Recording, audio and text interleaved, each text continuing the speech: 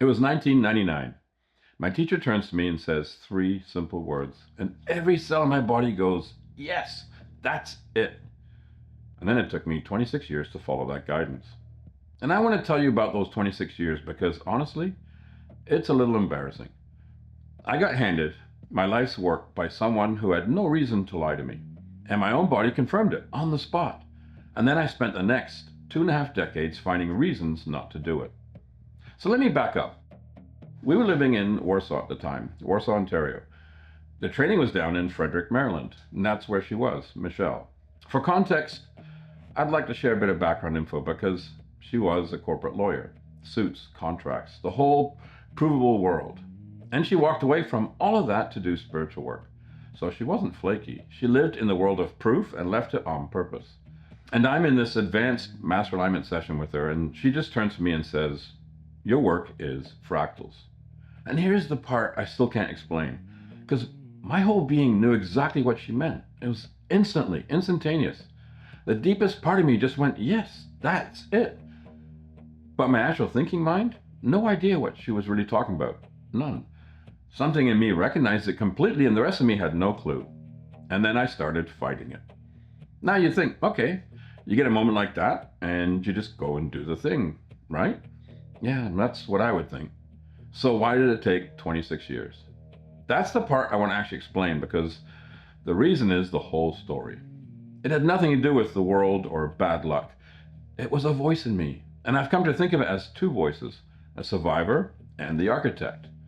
The survivor's the loud one, cold, logical, careful. He only trusts what's already proven, what's safe, what's worked before. And he's not evil, he's like a bodyguard. His whole job is to keep me exactly where I am so nothing bad happens. So right after Michelle says that to me, I start doing the work. And it's real. These weren't math fractals, the Mandelbrot kind, or pretty equations. They were channeled, co-created with spirit. I had to learn how to bring intuition and energy into them so each one carried a frequency. And I could feel it working. But then Monday would come, and the survivor would start. And how exactly do you plan to make a living from this? You're a photographer. You deal with agencies, printers, corporate clients. You don't deal with the public. You wouldn't know where to begin. And here's the thing. He was right. That's the worst part. My whole career was business to business. I genuinely didn't know how to deal with the public. So every time I'd go back to what I knew, photography, corporate clients, the safe thing. And that solved it for a while. Except the work kept doing something I just couldn't explain. And this is where it stopped being about the money. There was always this pullback to the fractals. Photography would slow down, and I'd feel the pull. I'd lean back in, and clients would just appear. Out of nowhere, sometimes one, sometimes three, sometimes five. And I never marketed any of it. I never really figured out the public. I just turned towards the work, and the work would just pull people in. I'd create the fractals, deliver them, get paid. And then I'd default right back to photography. So now the problem's different. It's not how do I make a living anymore, it's that the evidence is starting to pile up, and I just keep looking away from it. The field was saying yes about as clearly as it could. And I kept calling it coincidence, because the survivor doesn't count that as proof. Right? You can dismiss it once. It's a lot harder to dismiss it the 40th time. And then there were the kids. I'd take the fractals to shows, and kids, they had no idea what they were looking at, no concept of math or channeling or any of it. And they'd come to these images like magnets. They couldn't stay away. And I couldn't explain it. I didn't even try. They felt the frequency because it was real. That was the purest proof I ever got. And to me, that was realer than the money, realer than the clients. So that's a bigger problem now. The evidence is starting to become undeniable. So how do you keep ignoring something undeniable? Well, you get a smarter voice, and mine did. Because you can't make a living only holds true for so long once you have 50 clients who appeared out of nowhere. So the survivor found better material. Now, if we jump forward just a little bit, I became a stay-at-home dad, and I took it seriously, fully present, cooked every meal from scratch, was on the parent council at the schools, the whole thing. And when my son was 3, I closed the studio in Oakville and moved it into the house, so I could shoot at night after the kids were down. And the survivor loved this. You have children to feed, dinners to cook. You're going to gamble their security on channeled artwork? What kind of father does that? You hear how good that is? He wrapped himself up in my own children, in something genuinely good. Being a present dad, that's real. And I'd do it again any day. Which is exactly why it was such a perfect cover. The voice hid inside the best thing I was doing. But his masterpiece, the one that held the longest, was the spiritual one. Every time I went back to photography, here's how I'd explain it to myself. You're not avoiding the work, you're preparing for it. You need to clear yourself first. Deal with your own patterns so you don't bring them into the fractals and distort the message. You're protecting the purity of the work. And you know what? There's truth in that. That's what made it so dangerous. A real teacher does clear their distortions. So it wasn't even a lie, it was worse than a lie. It was a true thing turned into a reason to never move. That's the purgatory of personal growth. Beautiful, intense, necessary, and completely weaponizable. It let me feel wholly about hiding. Look at me, so devoted, sacrificing my own calling just to protect the message. Cleanest scam he ever ran. So that was the loop for 26 years. Pull towards the work, clients show up, kids light up, deliver, get paid, feel how real it is, and then the voice finds a reason. Can't make a living, kids need security, not clear enough yet, default back, over and over and over. But here's what I finally started to understand. Every one of those reasons, the money, the kids, the spiritual one, they were all costumes. And underneath all of them, there was only ever one actual problem. I needed to know the next block before I placed this one. That was it. That was the whole prison. The survivor would not let me move until he could see the next step. And the step after that. He wanted the whole path laid out in front of me before I'd take one step onto it. And I called that being responsible. I thought, yeah, that is wisdom. And that was the problem that was never going to solve itself. Because the thing it demands, certainty before you move, is the one thing you're never going to get. I could have circled that forever. And I think I would have. He'd have had a fresh reason ready for me on my deathbed. So what finally cracked it wasn't an argument. I can't out-argue him. He's better at it than I am. It was something underneath words completely, something totally unexpected that happened in a breathwork session down in the Dominican. And whenever I do breathwork, my own or in a group, I go deep. I have my own way of connecting, and I'm not going to get into it right now, but this one, I went far. And as I'm transitioning states, it gets intense. So intense that some part of me needed to hold on to something physical, just to stay anchored, grounded, while the rest of me traveled. And my hand reaches up on its own and finds something growing next to me, and I just grab on. Held on the whole way through. Hold that thought for a sec, because I'm going to come back to it. Because in that state, I got shown something. And here's what gets me. It wasn't fractals. I keep expecting the memory to be about fractals, and it never is.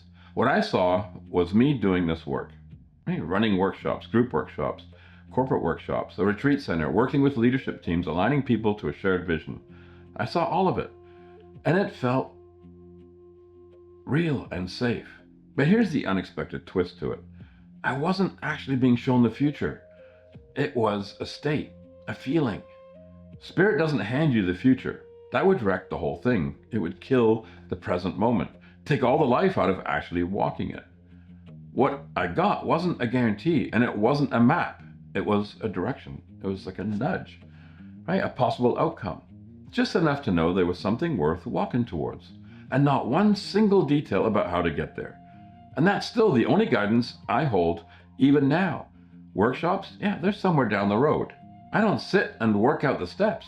I just know that's where it leads eventually, and I have no idea how. So a year ago, that would have terrified me. The survivor would have taken that vision and built a 5-year plan and demanded I hit every single milestone. Now I just hold it loosely and let it guide me. Then I come back into reality. I open my eyes and I look at what my hand was gripping the whole time, white-knuckled for an hour. It's a cactus, a big one, covered in thorns growing right beside me where I'm lying down. And I laughed. Actually, I giggled right there because the whole hour I never felt a single thorn. My fingers had gone and threaded themselves perfectly between every spine. What I was holding wasn't the thorns at all. It was the soft, rubbery flesh underneath. And I just sat there with my hand still wrapped around it, and I thanked it out loud for holding me. And then as I'm coming back into myself, I had gone to the dock down at the lagoon and laid down my face just above the water. When a turtle swims up from underneath, just inches from my face, nose to nose.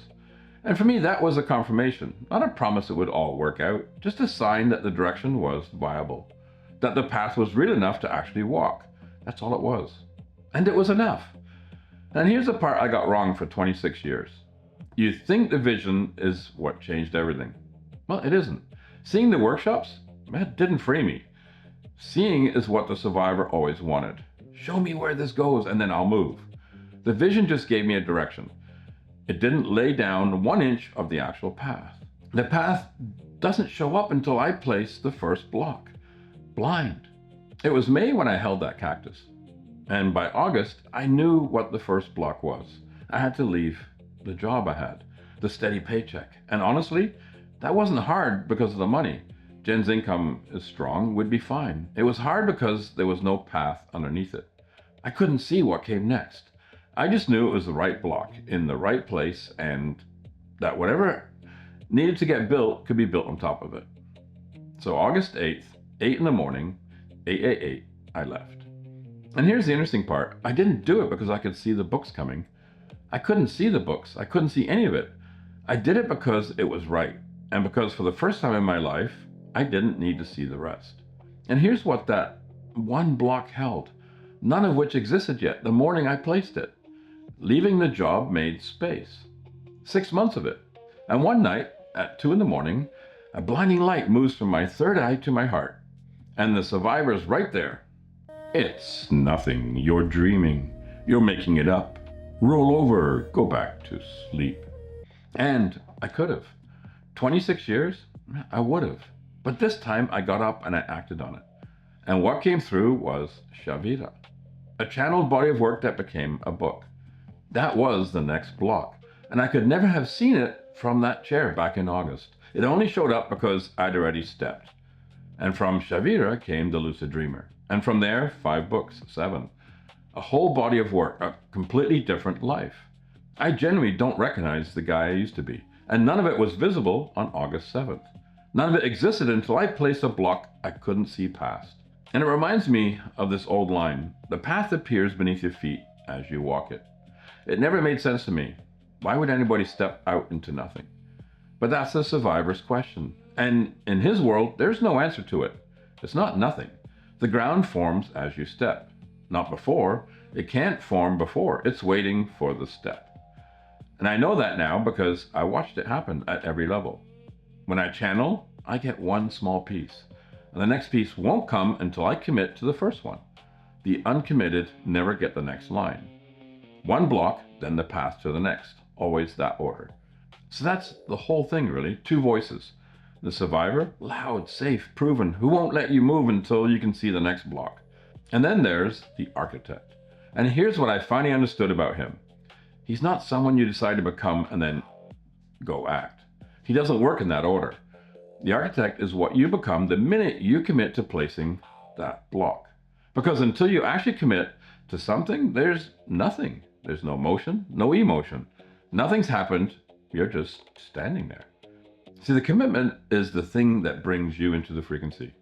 The placing is the becoming. They're the same moment. And here's the beautiful part. The second you commit, your frequency starts to shift. And that shift makes you a little more naturally the architect.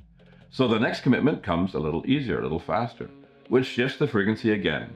And it just keeps going in the right direction. Now, for 26 years, I was stuck in a loop.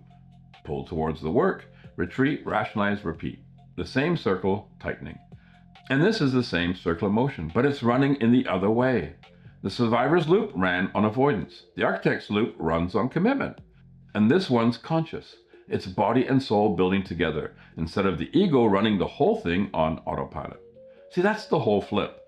The survivor says, yeah, show me where this goes, and then I will move. The architect says, I move, and that's how it shows up. One needs to see the path first, the other knows the path forms underneath the step. And I can finally tell the 2 apart by how they feel in my body. The survivor feels like a tight chest on a cold Monday morning. The architect feels like an early summer day. No humidity, clear sky, a warm breeze that isn't hot, walking through a field of flowers. That kind of peace. That's the place the block has to come from. It's the only place where it holds. And look, none of this is me telling you what your path is. This is mine. Yours might look nothing like it. Maybe smaller, bigger. I have no idea, and it's honestly none of my business. Nobody gets to decide your path but you. But I'll leave you with one thing I wished I'd understood 26 years sooner. There's probably a voice in you too, real reasonable, real responsible. And it's been telling you you can't move until you can see where it all goes. You're never going to see where all goes. That's not how the path works. The only real question, and it's yours, not mine, is whether you can place one right block from that quiet, peaceful, tranquil place without needing to see what it holds. That's the architect, and he's in you too.